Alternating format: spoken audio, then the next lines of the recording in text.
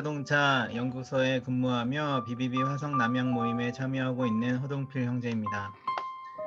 저는 모태신앙으로 어릴 때부터 주일마다 교회 가는 것을 당연하게 생각하는 집안에서 컸습니다. 그래서 대부분의 모태신앙 집안의 자녀들이 그렇듯이 왜 다녀야 하는지도 모르고 미적지근한 신앙을 유지하며 학창시절을 보냈습니다. 지금 생각해보면 그 시절의 제 신앙은 여러 사상들에 대한 책을 읽으며 제 힘으로 하나님께 도달해 의미 있는 삶을 살아보려고 노력했던 것 같습니다.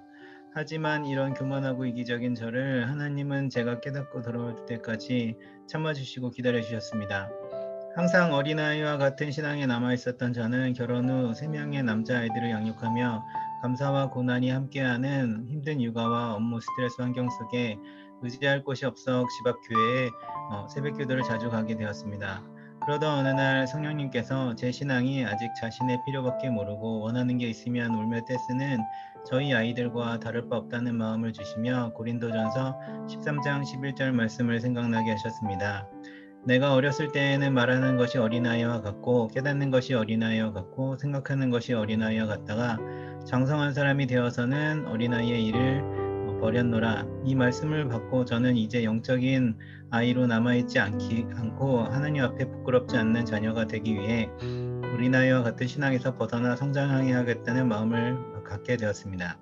그 이후 직장 내 선교회 모임에 적극적으로 참여하게 되면서 BBB 화성남양 모임을 알게 되었고 매주 성경 말씀 공부에 참여하게 되었습니다. 이렇게 모임과 함께 신앙을 성장시켜 가니 매주 형식적으로 나가던 교회에서 지겹게만 들리던 예배도 제 영혼의 유익을 위해 정말 필요한 말씀들로 받아 졸리지 않았고 교회 내 어린이부 교사와 소규모 가정 모임의 목자 등의 사역들도 참여하며 은혜를 누리게 되었습니다.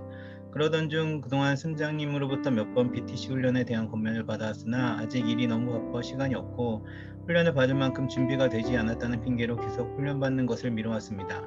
그렇게 모임에 참여하고 5년여의 시간이 지나던 중 지난해 코로나를 겪으며 교회도 못 가고 계속 영상을 통한 예배와 모임만을 하게 되면서 영적인 갈급함을 느끼게 되었고 성령님이 다시 한번 영적인 성장을 위한 계기가 필요하다는 마음을 주셔서 훈련을 신청하게 되었습니다. 훈련을 시작하게 되면서 받은 말씀과 전도 훈련을 통해 제일 처음 든 생각은 그동안 훈련을 부담스럽게 생각하고 거부해왔던 제 자신에 대한 반성이었습니다. 사형리의 제1원리를 배우며 내가 세상에 온 것은 양으로 생명을 얻게 하고 더욱 풍성히 얻게 하려는 것이라는 말씀 가운데 제가 그동안 부담스러워 피해왔던 훈련이 주님께서 주시고 싶어하던 풍성한 삶을 위한 기회였다는 생각이 들었습니다. 사실 그동안 사형리 책자를 모임에서 자주 보고 접해나갔지만 제대로 읽고 묵상해보지도 않았고 겉모습만으로 판단하고 약간 오래된 전도 방법이 아닌가 하는 의구심을 가졌습니다. 하지만 훈련을 통해 그 안에 담겨있는 복음의 원리들을 배우며 짧지만 핵심적인 메시지가 잘 담겨있다는 사실을 깨달았습니다. 특히 신앙은 지적인 동의나 감정적인 경험에 의지하는 것이 아니라 하나님과 그의 말씀의 신실성이 먼저 믿음의 근거를 둬야 한다는 것을 배우며 그동안 제 믿음에 가져왔던 불안감을 해소하게 되었습니다. 이렇게 훈련을 통해 배운 사형리와 서책자를 통해 그동안 막연히 언젠가는 전도해야겠다는 마음만 품고 막상 시도하지 못했던 주변 직장 동료들에게 전도하며 주님이 주시는 기쁨을 느꼈습니다.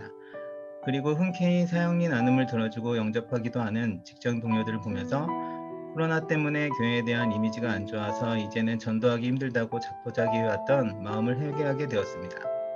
한 가지 안타까웠던 것은 주변에 믿지 않는 동료들에게 사형리를 전할 때는 예수 그리스도를 언젠가는 영접하고 싶다는 대답을 많이 들었었는데 오히려 제가 섬기고 있는 교회 목장 가정들 남자 집사님들을 찾아가 전할 때는 두 그림 중 계속 왼쪽으로 아직은 내가 내 인생의 주인의 상태로 살고 싶다는 대답을 들었던 때입니다.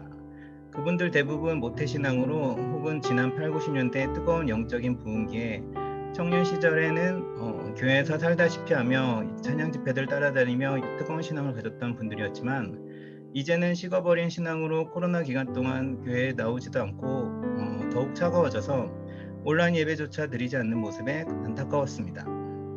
제 개인적으로 이런 분들의 공통점은 한때 예수님을 영접한 기쁨으로 교회 활동을 충실히 해왔지만 세월이 흐르며 감정이 식어가고 은혜로 했던 활동들이 이제는 부담스러운 종교 활동이 되어버린 것처럼 보였습니다. 이런 모습들을 보며 깨달은 것은 훈련에서 배운 것처럼 우리가 비록 방황해도 하나님 아버지와의 관계는 끊어지지 않지만 집을 나간 탕자처럼 교제는 끊어질 수 있기 때문에 항상 자기를 부인하고 말씀을 공부하며 성령의 호흡으로 하나님 아버지와의 관계를 유지해야겠다는 마음이 들었습니다. 또한 이제는 먼 옛날 일 같은 다 같이 모이는 공예배, 여러 찬양 집회, 부서 모임이나 목장 모임 같은 습관적으로 했던 종교 활동들이 지나고 보니 하나님이 허락해 주신 은혜였었고 우리를 보호해 준 울타리였다는 사실을 깨달았습니다. 이에 훈련을 받고 있는 지금도 처음 시작할 때와 달리 지쳐서 주어진 과제들을 형식적으로 수행하게 될 때마다 이러한 훈련을 받을 수 있는 기회를 주신 하나님께 감사하고 기쁨으로 감당할 수 있게 되었습니다. 마지막으로 그동안 제가 어린아이와 같은 신앙일 때는 주님이 주시는 은혜를 받고 누리기만 해도 되었지만 이제 어른의 신앙으로 자라기 위해서는 받은 은혜를 나누고 베풀지 않으면 고인물처럼 썩어버린다는 사실을 알게 되었기 때문에 지속적인 전도를 통해 받은 은혜를 흘려보내야 한다는 것을 배웠고 이제는 어른의 신앙으로 성장하게 되기를 기도하게 되었습니다. 그럼 이번 훈련 동안 저에게 주신 사도행전 1.8절 말씀으로 간증을 마치고자 합니다. 오직 성령이 너희에게 임하시면 너희가 권능을 받고 예루살렘과 온 유대와 사마리아 땅끝까지 이르러 내 증인이 되리라 하시니라. 아멘.